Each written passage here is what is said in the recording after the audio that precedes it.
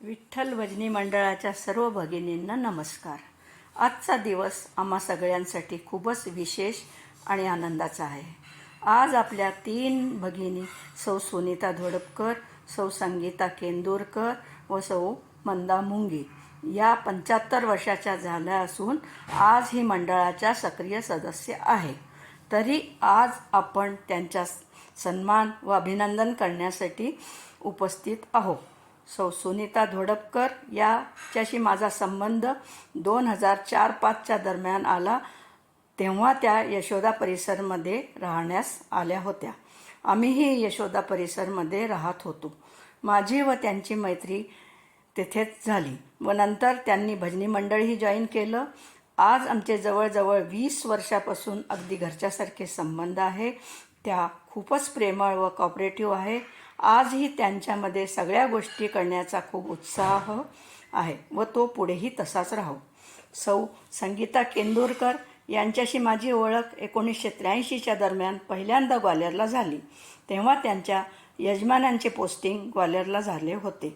त्यानंतर 1986मध्ये आम्ही जेव्हा भोपाळला बदली होऊन आलो तेव्हा 5 नंबर स्टाफजवळ परत एकत्र आलो व त्यानंतर त्यांचा आमचा घरोपा वाढतच गेला व आज आमचे संबंध अगदी घरच्यासारखेच आहे.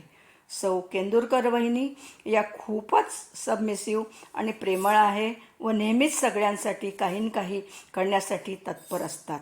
आम्ही जेव्हाही भोपाळला येतो तेव्हा त्यांच्याकडेच थांबतो. त्या अगदी आमच्या मोठ्या सख्ख्या वहिनीप्रमाणेच आमच्यावर प्रेम करतात. सौ मुंगीताई यांच्याशी माझी ओळख भजनी मंडळामुळेच जवळजवळ 20 वर्षापूर्वी झाली. नंतर आम्ही चांगल्या मैत्रिणीही झालो.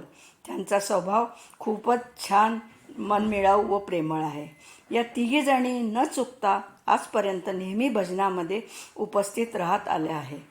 त्यांची भजनाप्रती समर्पण भावना आणि आवड प्रशंसनीय आहे.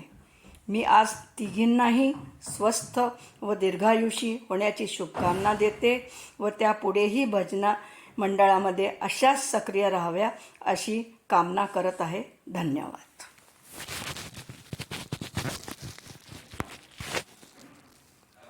हो.